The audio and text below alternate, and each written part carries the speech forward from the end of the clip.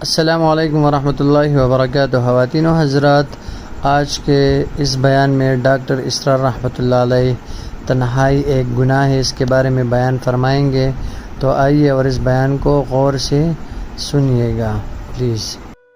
اللہ تعالیٰ نے جو انسان پیدا کیے ہیں ان کے مزاج مختلف ہیں۔ ان میں کچھ لوگ ہوتے ہیں جو قوی ہوتے ہیں ارادے کے، جو فیصلہ کر لیا ڈٹ گئے۔ کچھ لوگوں میں وہ قوت ارادی اتنی مضبوط نہیں ہوتی، وہ ادھر ادھر سوچتے رہتے ہیں۔ کچھ لوگ جسمانی طور پر بہت توانا ہوتے ہیں، کچھ لوگ جسمانی طور پر پیدائشی طور پر کمزور ہوتے ہیں۔ تو اگر کوئی قوت ارادی کمزور رکھنے والا شخص ہے، وہ بھی تو اللہ کی تخلیق ہے، اللہ کا بندہ ہے، خطاؤں کا ظہور ہو جاتا، توبہ کرتا ہے، پھر کچھ عرصے کے بعد پھر خطا کا ظہور ہو جاتا، پھر توبہ کرتا۔ تو ہم تو یہ سمجھیں گے کہ ایک حد کے بعد پھر اس کی توبہ قبول نہیں ہونی چاہیے، لیکن حدیث سنیے۔ وعن ابی ہریرہ رضی اللہ تعالی عنہ قال قال رسول اللہ صلی اللہ علیہ وسلم ان عبدا اذنب ذنبا، یقیناً ایک بندہ جو ہے وہ ایک گناہ کرتا ہے، فقال، پھر وہ کہتا ہے رب، اے میرے پروردگار، اذنبت فاغفر لی، مجھ سے گناہ ہو گیا ہے، مجھے معاف فرما دے۔ فقال ربہ، تو پروردگار یہ کہتا ہے اعلم عبدی ان لہ ربا یغفر الذنب ویأخذ بہ، میرا یہ بندہ یہ جانتا ہے کہ اس کا ایک رب ہے جو گناہ معاف بھی کر سکتا ہے اور سزا دے بھی سکتا ہے۔ کیا مانی ہوئے؟ گناہ اس نے کیا ہے لیکن جانتا ہے اللہ کو کہ وہ معاف بھی فرما سکتا ہے، تبھی تو وہ اللہ سے معافی کی درخواست کر رہا ہے۔ اس کے اس جاننے کی بنیاد پر، اس کے اس علم کی بنیاد پر، اس کے اس ایمان کی بنیاد پر فرمایا غفرت لعبدی، میں نے اپنے بندے کو معاف کر دیا۔ ثم مکث ما شاء اللہ، پھر وقت گزرا جتنا کہ اللہ نے چاہا۔ ثم اذنب ذنبا، پھر اس سے گناہ ہو گیا۔ فقال رب اذنبت ذنبا فاغفر، پھر کہتا ہے پروردگار مجھ سے گناہ ہو گیا، پھر مجھے معاف فرما دے۔ فقال ربہ، اللہ فرماتا ہے عالم عبدی ان لہ ربا یغفر الذنب ویأخذ بہ، میرا بندہ ہے نا جو جانتا ہے کہ اس کا ایک رب ہے، ایمان باللہ اس کے اندر ہے، تبھی تو پکار رہا ہے، اور یہ بھی جانتا ہے کہ وہ گناہ معاف بھی کر سکتا ہے اور چاہے تو پکڑ بھی سکتا ہے، سزا بھی دے سکتا ہے۔ تو فرمایا، اللہ تعالیٰ فرماتے ہیں میں نے فرمایا تو میں نے معاف کر دیا۔ ثم مکث ما شاء اللہ، پھر ایک عرصہ گزرا اس کے بعد، ثم اذنب ذنبا، پھر اس نے گناہ کیا۔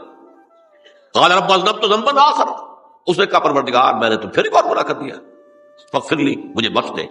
فقال عالم عبدی ان لہ ربا یغفر الذنب ویأخذ بہ، میرا بندہ جانتا ہے نا کہ اس کا ایک رب ہے جسے وہ پکار رہا ہے، اور وہ جانتا ہے کہ اسے اختیار حاصل ہے کہ چاہے تو بخش دے اور چاہے تو پکڑ لے۔ اس کے اس علم، اس ایمان کی بنیاد پر میں نے اسے معاف کر دیا۔ ایک اور حدیث، میں نے چونکہ اس گفتگو کے لیے ان احادیث کا تفحص کیا ہے، یہ تو بہت ہیں حدیثیں، میں نے ان میں سے کچھ چنی ہے۔ ہمارے بعض واعظ ناصح وہ بھی کسی شخص کو روکتے رہے، برائیوں سے روکتے رہے، نہیں رکتا، تو کہیں غصے میں آ کے اللہ تجھے کبھی معاف نہیں کرے گا۔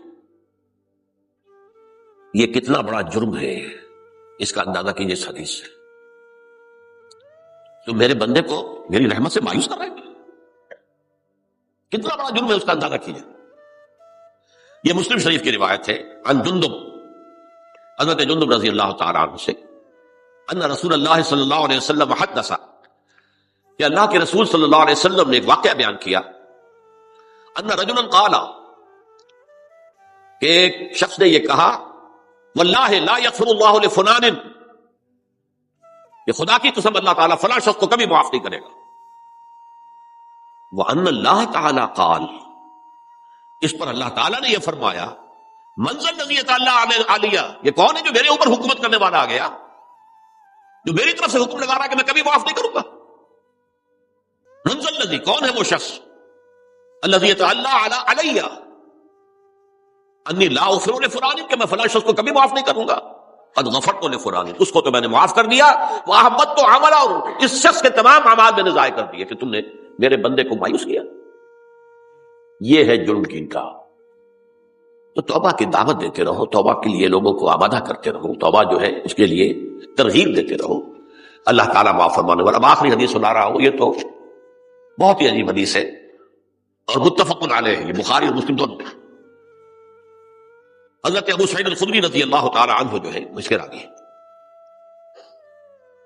حضور نے فرمایا کانا فیمن کانا قبلکم رجل قتل 99 نفسا, تم سے پہلے جو امت تھی بنی اسرائیل, گویا کہ ان کا ذکر ہے, اس میں ایک آدمی ایسا تھا جس نے 99 قتل کیے تھے. اب آپ اندازہ کیجئے کتنا بڑا گناہ کبیرہ ہے قتل. قرآن مجید میں آتا ہے فَكَأَنَّمَا قَتَلَ النَّاسَ جَمِيعًا, اگر ایک انسان کو بھی ناحق قتل کر دیا گیا تو یہ ایسی ہے گویا کہ اس نے پوری نوع انسانی کو قتل کر دیا. اس نے 99 قتل کیے. فَهَلْ لَهُ مِن تَوْبَةٍ, پھر اس کے بعد یہ ہوا کہ اس کے اندر توبہ کا جذبہ پیدا ہوا. فَسَأَلَ عَنْ أَعْلَمِ أَهْلِ الْأَرْضِ, تو اس نے پھر سوال کیا, لوگوں سے پوچھا کہ زمین میں رہنے والوں میں کون سب سے بڑا عالم ہے. فَدُلَّ عَلَى رَاهِبٍ, تو اسے بتایا گیا فلاں راہب فلاں جگہ پر ہے, وہ بہت نیک ہے, بڑا عالم ہے. فَأَتَاهُ, وہ اس کے پاس آیا. فَقَالَ أَنَّهُ قَتَلَ 99 نَفْسًا فَهَلْ لَهُ مِن تَوْبَةٍ, انہوں نے کہا دیکھیے راہب صاحب میں نے 99 انسان قتل کیے, اب مجھے یہ بتائیے کہ میرے لیے توبہ کا کوئی امکان ہے. فقال اللہ, اس نے کہا نہیں. فقتلہ, اس نے اس کو بھی قتل کر دیا. فکمل بہ 100, اپنی سینچری مکمل کر لی, مطلب 99 کے بعد ایک ہی کسر تھی, اس کو بھی قتل کیا, 100 پورے کر لیا. ثم سأل عن عالم اہل الارض, پھر اس نے پوچھا کوئی اور کوئی بڑے عالم انسان ہو. فدل علی رجل عالم, پھر اس کی رہنمائی کی گئی ایک بڑے عالم شخص کی طرف. فقال انه قتل 100 نفس, تو اس نے وہاں جا کر کہا کہ میں 100 انسان ہلاک کر چکا ہوں, قتل کر چکا ہوں. فهل له من توبہ, میرے لیے توبہ کا کوئی امکان ہے. فقال نعم, اس نے کہا کیوں نہیں, 100 قتل کیے تب بھی کیا ہے, توبہ کا راستہ دروازہ کھلا ہوا, معلوم یغرغر, جب تک کہ وہ گھنگرو نہیں بج رہا اس وقت تک تمہارے توبہ کا دروازہ کھلا ہوا ہے. پہلے افراد توبہ کریں اور صحیح توبہ کریں. صحیح توبہ کیا ہے؟ ہماری زندگیوں میں کوئی حرام شے ہے فوراً نکال باہر, ہماری معاشرت میں اور اس معاشرے میں رہتے ہوئے جو قانون ہے جس کے ہم پابند ہیں, ہم کسی زانی کو رجم نہیں کر سکتے, ناممکن ہے, یہ تو قانون ہی بنے گا تب ہوگا. ہم کسی چور کا ہاتھ نہیں کاٹ سکتے, تو قانون بنے گا تو ہوگا. تو ہم جن چیزوں پر عمل نہیں کر سکتے قانوناً, ان کے علاوہ باقی پوری شریعت جس پر عمل کیا جا سکتا اس پر عمل پیرا ہوتا. سود میں بند نہیں کر سکتا, بینکوں کو میں آگ نہیں لگا سکتا, اور بینکوں کو آگ لگا دیں گے تبھی سود تو ختم نہیں ہوگا. لیکن یہ تو کر سکتا ہوں نا کہ براہ راست سود میں منوس نہ ہوں, سود پر قرضہ لے کر اپنا کاروبار نہ چمکاؤں نہ بڑھاؤں, سود پر قرضہ لے کر اپنے مکان نہ اونچا کروں, یہ تو کر سکتا ہوں. تو کم سے کم جو ڈائریکٹ کسی نے قانون نہیں بنایا کہ لازم ہے آپ پر کہ آپ سودی قرضہ لیں اور اپنی بلڈنگ عالی شان بنا لیں, کسی نے نہیں کی.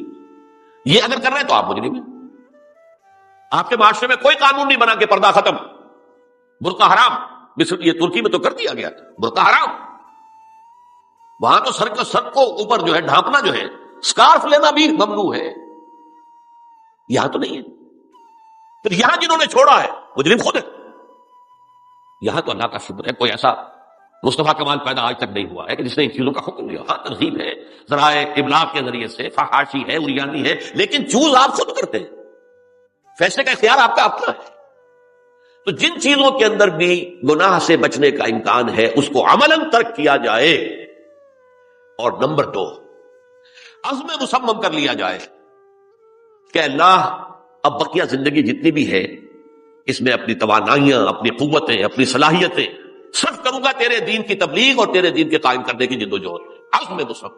یہ سلطنت خدا داد پاکستان, اور اللہ ہے خاص ہے خاصان رسول, وقت دعا ہے امت پہ تیری آ کیا جب وقت پڑا ہے. میں اپنے احساسات جو ہیں آپ کے سامنے الفاظ میں بیان نہیں کر سکتا. یہ جب یروشلم کی تباہی ہوئی تھی جس کا میں نے ذکر کیا ہے, 6 لاکھ انسان قتل ہوئے تھے, اور 6 لاکھ کو نبوکدنضر جو تھا وہ ہانک کر بھیڑوں بکریوں کی طرح بیبیلونیا لے گیا تھا. اس سے پہلے کتنے ہی نبی اہل کتاب کے وہ کہتے رہے تھے کہ ہوش کرو, توبہ کر لو. بلکہ ایک جگہ کے الفاظ یہ ہیں, درخت کی جڑ پر کلہاڑا رکھا جا چکا ہے, اب بھی ہوش میں آ جاؤ. ہوش میں نہیں آئے. دنیا پرستی, جو بھی ان کے نفس پرستی جو بھی ان کے اوپر مسلط ہو چکی تھی, اس نے انہیں توبہ نہیں کرنے دی. تباہی و بربادی ہو گئی. آج ہماری نگاہوں کے سامنے عراق کے ساتھ کیا ہو رہا ہے, بغیر اس کے کہ کوئی جرم ہو سکتا, بغیر اس کے. ہم تو بڑے بڑے جرم کر چکے ہیں ان کے نگاہ میں. نان پرولیفریشن ٹریٹی جو ہے اس کے خلاف ہمارا عمل جا رہا ہے, پوری دنیا کے اندر انہوں نے کہا کہ ہم اس کو ایٹمی صلاحیت کو نہیں پھیلنے دیں گے. وہ ایک خاص وقت میں افغانستان میں انہیں ہماری ضرورت تھی اپنے اصل دشمن یو ایس ایس آر اپنے مقابل کی طاقت کو ختم کرنے کے لیے. اس وقت انہوں نے اپنا منہ جو ہے پھیر لیا تھا, نہیں دیکھا تھا, اور ہمارے ہاں اللہ کی یہ رحمت آ گئی کہ ایٹمک صلاحیت بھی حاصل. اور پوری دنیا میں شاہ عبداللہ نے کہا تھا, پرنس عبداللہ نے, کہ یہ آپ کا نہیں ہے, یہ جو نواز شریف صاحب سے جب اس کا ہم نے دھماکہ کیا ہے, یہ بم آپ کا نہیں ہے, یہ پوری امت مسلمہ کا بم ہے. کیسے یہ برداشت کر سکتے ہیں یہودی اور یہودیوں کے اعلی کار عیسائی, خاص طور پر Protestants, west white Anglo Saxon Protestants. تو سمجھ لیجئے کہ پاکستان کی جڑوں پر بھی تیشہ رکھا جا چکا. یہ میرے احساسات کی